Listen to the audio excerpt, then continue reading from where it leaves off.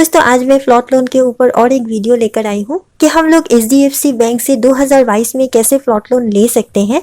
मैंने 2021 में भी इसके ऊपर वीडियो बनाया था, आप लोगों ने बहुत पसंद किया क्योंकि इसके कई सारे नियम बदल गए हैं और इसके ब्याज दर भी बदल गए हैं, इसीलिए मुझे ये वीडियो फिर से बनाना पड़ा। तो चलिए जानते हैं क्या क्या इसमें बदलाव किया गया है, नया ब्याज दर क्या है। तो शुरू करते हैं इस वीडियो को। नमस्कार दोस्तों, आपका फिर से स्वागत है आप ही के चैनल एडी गाइड ऑफिशियल में।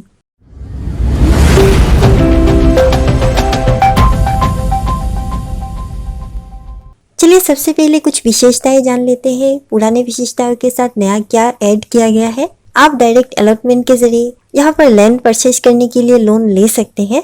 इसके साथ जिन प्लॉट को रीसेल या जिसे पहले से ही किसी ने खरीदा है और किसी कारणवश फिर से बेचना चाहते हैं, उन प्लॉट को खरीदने के लिए भी आप यहाँ पर प्लॉट लोन के लिए आवेदन कर सकते हैं। अगर किसी ने दूसरे बैंक या फाइनेंस कंपनी से प्लॉट लोन लिया हुआ है तो उस प्लॉट लोन को अगर आप लोग यहाँ पर ट्रांसफ़र करना चाहते हैं तो यहाँ पर उसकी सुविधा भी है।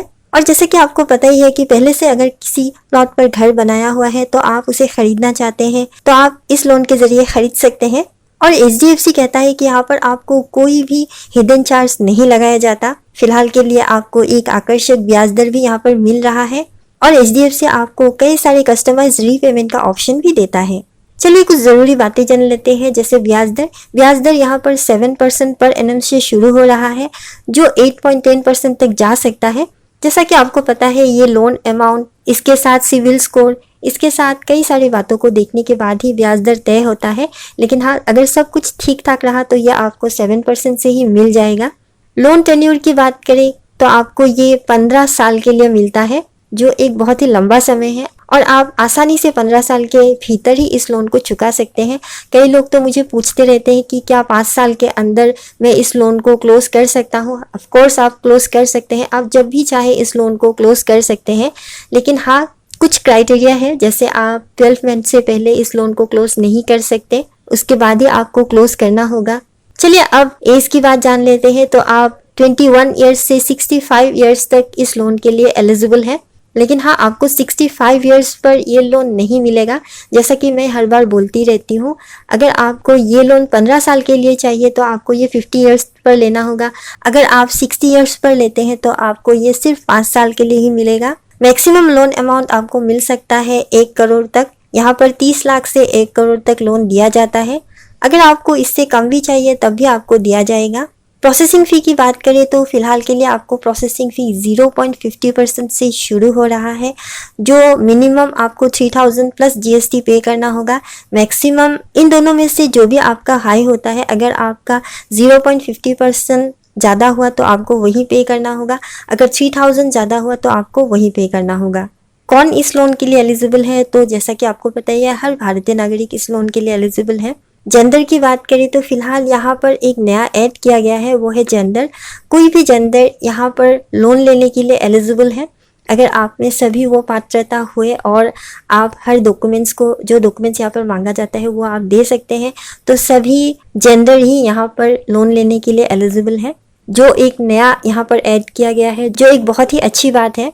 इसके साथ ही आपको ये ज़रूर बताऊंगी, अगर आप एक महिला है और यहाँ पर प्लॉट लोन लेना चाहते हैं तो आपको यहाँ पर बहुत ही बढ़िया ऑफर मिल रहा है, वो है 0.05% की छूट मिल रही है। जो भी महिला यहाँ पर प्लॉट लोन के लिए आवेदन करते हैं उनको ये छूट मिल जाएगा। अब लोन राशि आपको कितना मिलेगा? कई लोग ये सवाल करते हैं कि लोन मैक्सिमम अमाउंट लोन कितना मिल सकता है, क्या 90% मिल सकता है जो प्रॉपर्टी कॉस्ट है उसके ऊपर? तो आपको बता दें कि यहाँ पर सिर्फ 80% तक ही आपको प्रॉपर्टी कॉस्ट के ऊपर लोन मिल रहा है। वो भी कुछ क्राइटेरिया है, जैसे कि अगर आपने 30 लाख तक लोन लिया तो आपको 80% मिलेगा। LTV रेशियो के हिसाब से ये बता रही हूँ।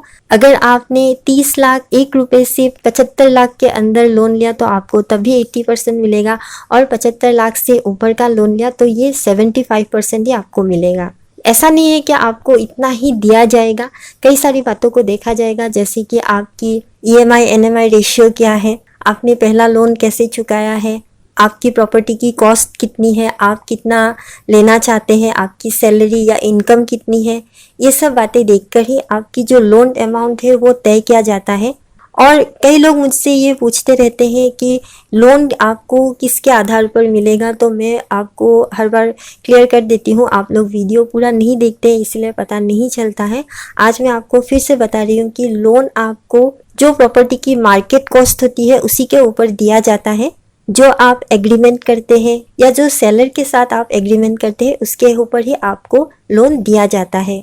इसके साथ आपको यहाँ पर और एक बात ज़रूर बताना चाहूँगी, वो है को एप्लीकेंट का। दोस्तों, अगर आप लोग यहाँ पर को एप्लीकेंट जुड़ते हैं तो आपको जो लोन अमाउंट है वो आपको ज़्यादा मिलने की संभावना रहती है। इसके साथ अगर महिला को एप्लीकेंट जुड़ते हैं तो आपको फिर से 0.05% की छूट मिलती है। आप परिवार के किसी भी सदस्य को यहाँ पर को एप्लीकेंट चुन सकते हैं, चाहे वो महिला हो या पुरुष। डॉक्यूमेंट की बात कर लेते हैं। यहाँ पर आपको अपना जो फॉर्म है उसे सही तरीके से और पूरा फिलअप करके देना होगा, साथ में आपको साइन करके देना होगा। इसके साथ आपको KYC देना होगा। इसके साथ पासपोर्ट साइज फ़ोटो देना होगा, आइडेंटिटी प्रूफ और रेसिडेंटल प्रूफ देना होगा, जिसमें PAN card, Aadhaar card, voter ID, passport, driving licence, इनमें से कोई देने से भी हो जाएगा। और ये जो डॉक्यूमेंट्स है ये आपको और आपके जो को एप्लीकेंट है दोनों को ही देना होगा। अन्य डॉक्यूमेंट्स की बात करें, आपको ओन कंट्रीब्यूशन प्रूफ देना होगा। स्वयं से कितना योगदान है उसका प्रमाण पत्र आपको देना होगा। अगर आपकी नौकरी को 1 साल से कम हुआ है तो आपको यहाँ पर अपॉइंटमेंट लेटर या जो कॉन्ट्रैक्ट लेटर है वो आपको देना होगा। लेकिन हाँ, जितना हो सके अब आप 1 साल के बाद ही अप्लाई करें, क्योंकि कई बार 1 साल से पहले अप्लाई करने से लोन रिजेक्ट हो जाता है। इसीलिए ये ध्यान में रखें कि आपको आपकी नौकरी को कम से कम 1 साल ज़रूर हो। अगर आप एक अच्छे और बड़े पोस्ट में हो तो ये शायद लागू ना हो, लेकिन हाँ, जितना हो सके 1 साल होने दें। इसके साथ आपको एक चेक देना होगा जिसमें जो प्रोसेसिंग फ़ी है और जो अन्य फ़ी है वो बैंक उसमें जोड़ के आपसे काटेगा। इनकम प्रूफ में आपको पिछले 3 महीने की सैलरी स्लिप देनी होगी और जिस बैंक पर आपकी सैलरी आती है उसकी 6 मंथ्स की आपको बैंक स्टेटमेंट देना होगा। इसके साथ अगर आपने कहीं से लोन लिया हुआ है और वो बैंक एक्स्ट्रा है तो आपको वहाँ का भी 6 मंथ्स की आपको बैंक स्टेटमेंट देना होगा। इसके साथ अगर आपका कहीं और बैंक पर कोई अकाउंट है तो उन सभी बैंकों की आपको स्टेटमेंट देना होगा। फॉर्म 16 देना होगा और 2 साल का IT रिटर्न भी आपको जमा करना होगा। प्रॉपर्टी रिलेटेड डॉक्यूमेंट की बात करें तो आपको अलॉटमेंट लेटर या बायर एग्रीमेंट की कॉपी देना होगा।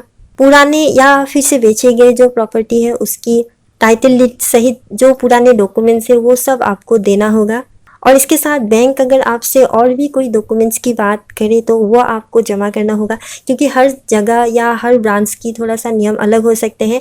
ये जो डॉक्यूमेंट्स है ये मैंडेटरी है, ये आपको देना ही होगा। इससे अधिक भी अगर बैंक आपसे पूछे तो वो आपको जमा करना होगा। इसके साथ अगर आप लोग प्रोसेसिंग फ़ी और अन्य क्या क्या फ़ी यहाँ पर जोड़ा जाता है इसके बारे में जानना चाहते हैं तो आप theloanguide.in पर ज़रूर विज़िट करें। यहाँ पर आपको एक पोस्ट मिल जाएगा HDFC बैंक प्लॉट लोन के ऊपर, तो आप वो वाला पोस्ट ज़रूर पढ़ें। यहाँ पर आपको प्रोसेसिंग फ़ी, इसके साथ आपको यहाँ पर कुछ नंबर भी मिल जाएंगे जैसे WhatsApp number, miss call number, toll free number, ये सब आपको मिल जाएंगे। अगर आप लोग चाहते हैं इनसे संपर्क करना, HDFC बैंक से संपर्क करना और इनके साथ प्लॉट लोन के बारे में कोई बात करना चाहते हैं तो आप इस पोस्ट पर आकर इन नंबर्स को ले सकते हैं। इसके साथ प्रोसेसिंग फ़ी के साथ आपको क्या क्या फ़ी जोड़ा जाएगा इसके बारे में भी अगर जानना चाहते हैं तो आप इस पोस्ट पर आकर पढ़ सकते हैं। और इसके साथ यहाँ पर आपको कुछ सवालों के जवाब भी मिल जाएंगे। अगर आप लोग जानना चाहते हैं, आप लोगों के मन में कुछ सवाल है तो आप यहाँ पर आकर ये पोस्ट पढ़ सकते हैं। सारे डाउट आपके क्लियर हो जाएंगे। इसके साथ कई सारे सवालों के जवाब भी यहाँ पर लिखा गया है, वो भी क्लियर हो जाएंगे। आप अपने क्रोम ब्राउज़र को ओपन करें और लिखिए theloanguide.in और उसके बाद आप इस वेबसाइट पर पहुँच जाएंगे। यहाँ पर आप सर्च कर सकते हैं HDFC bank plot loan in Hindi 2022, तो आपको ये वाला पोस्ट मिल जाएगा।